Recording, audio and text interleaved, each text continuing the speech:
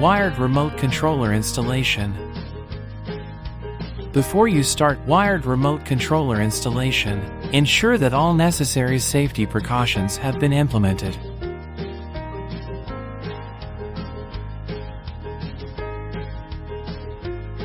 Let's get ready for the installation. Take a look at what's inside the box. If the wired remote controllers are to be installed vertically, please leave a gap of at least 50 millimeters.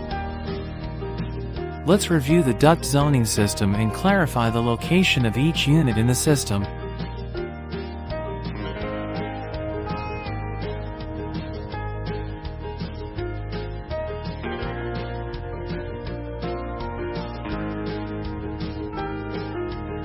Let's start the installation. Insert the edge of the slotted screwdriver into the groove at the bottom of the mounting plate. Push and turn the slotted screwdriver to separate and remove the controller from the mounting plate groove. Do not insert the slotted screwdriver into the tab part beside the groove. The tab may be damaged. To mount the controller directly on the surface of a wall, secure the mounting plate onto the wall with M4x16mm screws. Connect the cable.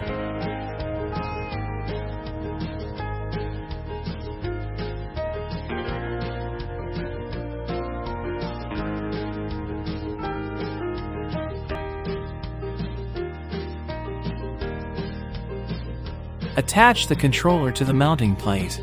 Be careful not to expose the controller cable. After installation, remove the protective film from the LCD screen. WRC installation has been done successfully.